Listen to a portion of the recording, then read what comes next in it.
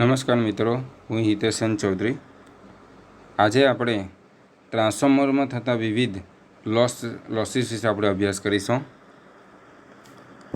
તો આજના ચેપ્ટરમાં આપણે શીખીશું ટ્રાન્સફોર્મરમાં થતા જુદા જુદા લોસ, જેની અંદર આયર્ન લોસ અને કોપર લોસનો સમાવેશ થાય છે।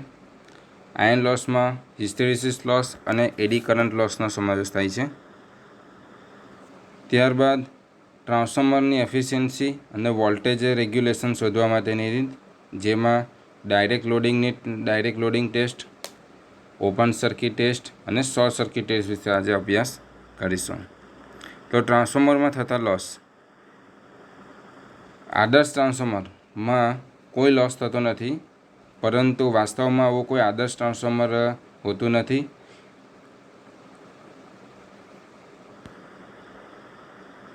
ટ્રાન્સફોર્મરના બે પ્રકારના લોસ થાય છે।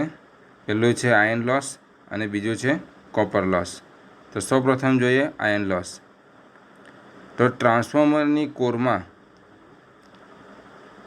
જે ઉર્જાનો વ્યય થાય તેને આયર્ન લોસ કહેવામાં આવે છે। ટ્રાન્સફોર્મરની કોર એ આયર્ન એટલે લોખંડની બનેલી હોય છે, તેથી તેમાં થતા શક્તિના વ્યયને આયર્ન કહેવામાં આવે છે। આયર્ન લોસ બે પ્રકારના હોય છે, એક છે હિસ્ટેરેસિસ લોસ અને બીજું છે એડી કરંટ લોસ। સૌપ્રથમ જોઈએ હિસ્ટેરેસિસ લોસ। ટ્રાન્સફોર્મરની કોરમાં મેગ્નેટાઇઝિંગ કરંટ વધારા સાથે કોરની ચુંબકીય ફ્લક્સ વધે છે, પરંતુ મેગ્નેટાઇઝિંગ પ્રવાહ ઘટે છે ત્યારે ફ્લક્સ એટલા પ્રમાણમાં ઘટતો નથી, પરંતુ ઓછો ઘટે। આ અસરને હિસ્ટેરેસિસ અસર કહેવામાં આવે છે।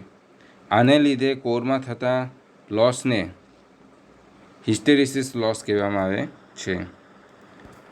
હિસ્ટેરેસિસ લોસ એ નીચેની મુખ્ય બે બાબતો પર આધારિત છે। પહેલું છે કોરનો પદાર્થ, એટલે કે ટ્રાન્સફોર્મરની કોર કયા પદાર્થમાંથી બનેલી છે તેના પર આધારિત રાખે છે। બીજું ચુંબકીય ક્ષેત્રની ઘનતા એની મહત્તમ કિંમત પર। ત્રીજો સપ્લાય ફ્રીક્વન્સી પર આધારિત છે, કે એટલે WH to BM 1.6F, એટલે કે કોઈ એક ટ્રાન્સફોર્મરમાં કોરનો પદાર્થ, એટલે કે ટ્રાન્સફોર્મરની કોરનું મટીરિયલ એ ઉત્પન્ન થતા મેગ્નેટિક ફ્લક્સની ડેન્સિટી ઘનતા અને ફ્રીક્વન્સી બદલાતા નથી, માટે આ પ્રકારનો લોસ એ અચળ લોસ તરીકે ઓળખાય છે। આ લોસ એ લોડ પર આધારિત નથી, એટલે કે લોડની કિંમત, એટલે કે લોડ કરંટના વધઘટની સાથે આ લોસની કિંમતમાં કોઈ ફેરફાર થતો નથી। એડી કરંટ લોસ, ઓલ્ટરનેટિંગ વીજ પ્રવાહને કારણે ઉત્પન્ન થતા ચુંબકીય ક્ષેત્ર એ ઓલ્ટરનેટિંગ હોય છે। આને કારણે કોરમાં વોલ્ટેજ પ્રેરિત થાય અને કોરમાંથી વીજ પ્રવાહનું વહન થાય। આને એડી કરંટ કહેવામાં આવે છે। આ એડી કરંટને લીધે ટ્રાન્સફોર્મરની કોરમાં શક્તિનો લોસ થાય છે અને એડી કરંટ લોસ કહેવામાં આવે છે। એડી કરંટ લોસ એ ચુંબકીય ક્ષેત્રની ઘનતાની કિંમત પર આધારિત છે, જેને BM વડે દર્શાવવામાં આવે છે। બીજું સપ્લાય ફ્રીક્વન્સી પર આધારિત છે, જેને F વડે દર્શાવવામાં આવે છે। ત્રીજું ટ્રાન્સફોર્મરના કોરની લેમિનેશનની જાડાઈ, જેને સ્મોલ t વડે દર્શાવવામાં આવે છે, એટલે કે WE=BM²F²T²। આ લોસ પણ લોડ પર આધારિત નથી, એટલે કે ટૂંકમાં જે આયર્ન લોસ છે, કે જે હિસ્ટેરેસિસ લોસ અને એડી કરંટ બંને લોસ એ આયર્ન લોસ છે, એ ટ્રાન્સફોર્મરની કોરમાં થતા શક્તિનો વ્યય છે, જેને લોડ સાથે કોઈ સંબંધ નથી। કોપર લોસ, ટ્રાન્સફોર્મરના વાઇન્ડિંગના તાર કોપરના બનેલા હોય છે। પ્રાઇમરી વાઇન્ડિંગ અને સેકન્ડરી વાઇન્ડિંગનો અવરોધ હોય છે, જેને R1 અને R2 થી દર્શાવેલા છે। જો પ્રાઇમરી વાઇન્ડિંગ અને સેકન્ડરી વાઇન્ડિંગનો વીજ પ્રવાહ અનુક્રમે I1 અને I2 હોય તો એમાં થતો કુલ વ્યય I1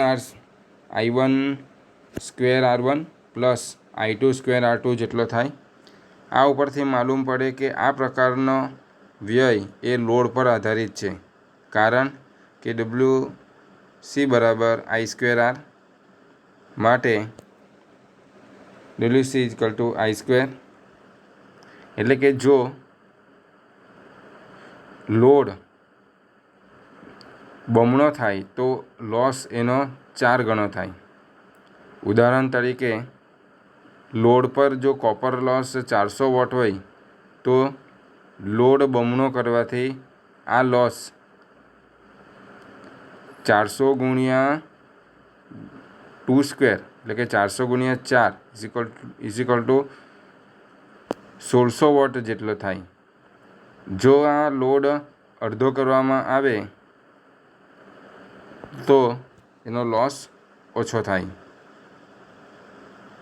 હવે ટ્રાન્સફોર્મરની એફિશિયન્સી અને વોલ્ટેજ રેગ્યુલેશન શોધવાની રીત. એના માટે direct loading test, open circuit test અને શોર્ટ સર્કિટ ટેસ્ટ કરવામાં આવે છે. સૌપ્રથમ જોઈએ ડાયરેક્ટ લોડિંગ ટેસ્ટ. અહીં આકૃતિ દર્શાવવામાં આવેલી છે. આકૃતિમાં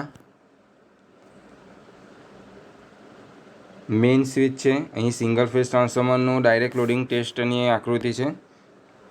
આ ઓટો ટ્રાન્સફોર્મર છે, એ મીટર છે, વોટ મીટર છે. આ જે ટ્રાન્સફોર્મરનું ટેસ્ટ કરવાનું છે તે ટ્રાન્સફોર્મરની પ્રાઇમરી અને સેકન્ડરી. ટ્રાન્સફોર્મરની પ્રાઇમરી અને સેકન્ડરી બાજુ વોલ્ટ મીટરનું કનેક્શન કરવામાં આવે છે.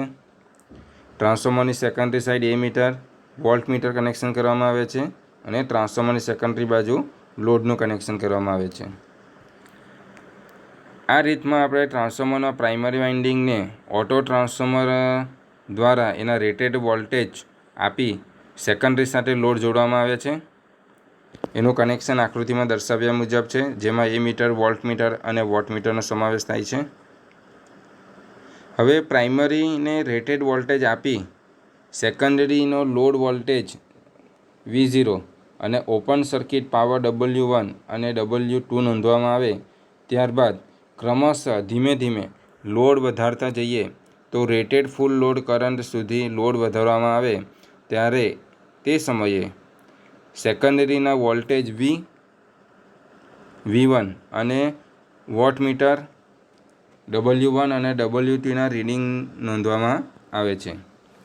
આ રીડિંગથી આપણને ફૂલ લોડ એફિશિયન્સી અને ફૂલ લોડ વોલ્ટેજ રેગ્યુલેશન આપણે શોધી શકીએ છીએ.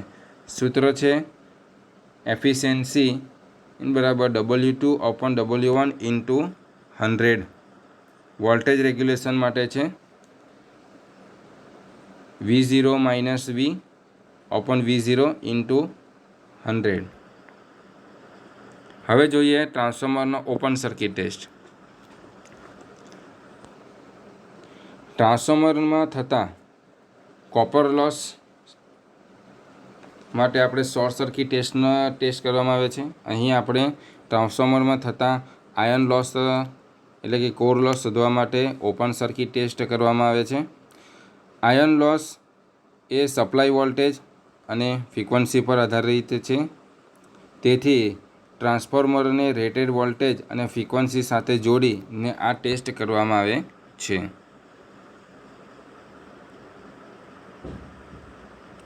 આ ટેસ્ટ માટે સામાન્ય રીતે ટ્રાન્સફોર્મરને હાઈ વોલ્ટેજ વાઇન્ડિંગને ઓપન રાખવામાં આવે છે.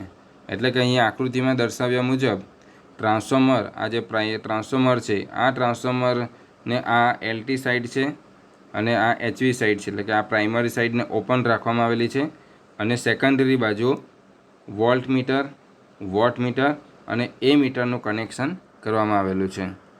અને ટ્રાન્સફોર્મરની લો વોલ્ટેજ વાઇન્ડિંગને આપણે AC સપ્લાય સાથે જોડવામાં આવે છે. એક ઓછી રેન્જનું વોટ મીટર અને ઓછી રેન્જના એ મીટરને ટ્રાન્સફોર્મરની LV વાઇન્ડિંગ બાજુ જોડવામાં આવે છે. જ્યારે સપ્લાય ચાલુ કરવામાં આવે છે ત્યારે કોરમાં ઉત્પન્ન થયેલા ફ્લક્સને કારણે ખૂબ જ ઓછી માત્રામાં વીજ પ્રવાહ વહેશે, કારણ કે સેકન્ડરી વાઇન્ડિંગ ઓપન હોય છે સામાન્ય રીતે રેટેડ કરંટથી 2 થી 10% જેટલો હોય છે, જેના પરિણામે પ્રાઇમરી વાઇન્ડિંગના કોપર લોસ I²R ખૂબ જ ઓછો હોય છે અને સેકન્ડરી વાઇન્ડિંગમાં તે 0 છે. આ સ્થિતિમાં વોટમીટર જે રીડિંગ દર્શાવે તે આયર્ન લોસની કિંમત માનવામાં આવે છે, જેની કિંમત વોટમાં હોય છે. બીજું, ટ્રાન્સફોર્મરમાં લોડથી ફૂલ લોડ સુધી આયર્ન લોસ લગભગ સરખો હોય છે. જો સેકન્ડરી વાઇન્ડિંગ સાથે હાઈ રેઝિસ્ટન્સ વોલ્ટમીટર જોડવામાં આવે તો વોલ્ટમીટરનું રીડિંગ સેકન્ડરી વાઇન્ડિંગમાં ઉત્પન્ન થતા વોલ્ટેજ દર્શાવશે, જેના દ્વારા આપણે ટ્રાન્સફોર્મેશન રેશિયો શોધી શકીએ છીએ. સૂત્ર છે ટ્રાન્સફોર્મર રેશિયો K બરાબર V2/V1. હવે જોઈએ શોર્ટ સર્કિટ ટેસ્ટ.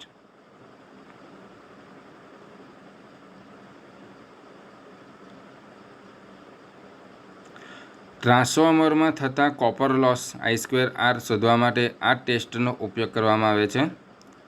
આ ટેસ્ટ સામાન્ય રીતે લો વોલ્ટેજ વાઇન્ડિંગને આકૃતિમાં દર્શાવ્યા મુજબ, એટલે કે ટ્રાન્સફોર્મરની જે LV વાઇન્ડિંગ છે તેને જાડો તાર અથવા મોટી રેન્જના એમીટર દ્વારા એને શોર્ટ કરવામાં આવે છે. એક વોટમીટર અને એમીટરને આકૃતિમાં દર્શાવ્યા મુજબ એને પ્રાઇમરી સાઇડમાં એનું કનેક્શન કરવામાં આવે છે. પ્રાઇમરી વાઇન્ડિંગને લો વોલ્ટેજ એટલે કે સામાન્ય રીતે પ્રાઇમરી વોલ્ટેજના 5 થી 10% આપવામાં આવે છે. એટલે કે ધારો કે ટ્રાન્સફોર્મરનું પ્રાઇમરી 230 વોલ્ટ હોય તો એમાં 5 થી 10% એટલે મેક્સિમમ 23 વોલ્ટેજ એને આપવામાં આવે છે. સેકન્ડરી વાઇન્ડિંગમાંથી ફૂલ લોડ કરંટ પસાર થાય ત્યાં સુધી ક્રમશઃ વોલ્ટેજ એમાં ધીમે ધીમે એને વધારવામાં આવે છે. સેકન્ડરી ફૂલ લોડ સ્થિતિ વખતે પ્રાઇમરી વોલ્ટેજ રેટેડ વોલ્ટેજથી ખૂબ જ ઓછા હોય છે, એટલે કે આયર્ન લોસ ખૂબ જ ઓછો હોય છે. તેને ધ્યાનમાં ન લેતા વોટમીટર જે રીડિંગ દર્શાવે તેને આપણે કોપર લોસ તરીકે ઓળખવામાં આવે છે. તો વિદ્યાર્થી મિત્રો, આજે આપણે ટ્રાન્સફોર્મરમાં થતા લોસ એટલે કે આયર્ન લોસ અને કોપર લોસ, તેમાં હિસ્ટેરિસિસ, કોપર લોસ અને આયર્ન લોસ, તેમાં આયર્ન લોસની અંદર આપણે હિસ્ટેરિસિસ લોસ અને એડી કરંટ લોસ વિશે આપણે અભ્યાસ કર્યો. ત્યારબાદ ટ્રાન્સફોર્મરની એફિશિયન્સી, વોલ્ટેજ રેગ્યુલેશનની શોધવાની રીત, જેમાં ડાયરેક્ટ લોડિંગ ટેસ્ટ, પછી ઓપન સર્કિટ ટેસ્ટ અને શોર્ટ સર્કિટ ટેસ્ટ વિશે આજે આપણે અભ્યાસ કર્યો. તો મારો આજનો વિડીયો જો તમને પસંદ આવ્યો હોય તો આ વિડીયોને લાઈક કરજો, શેર કરજો અને મારા ચેનલને સબસ્ક્રાઈબ કરજો. Thank you.